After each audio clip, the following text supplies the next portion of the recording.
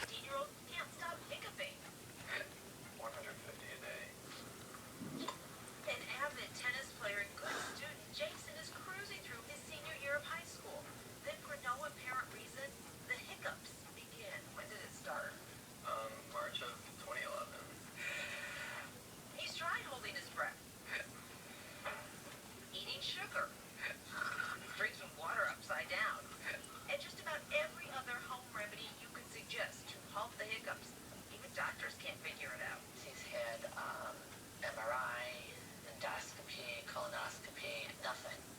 No, everything's negative for all his tests. And I tried a lot of medication. And yet the contractions continue. A hiccup is actually a complex involuntary spasm of the diaphragm, which is the muscle that separates the lungs from your stomach.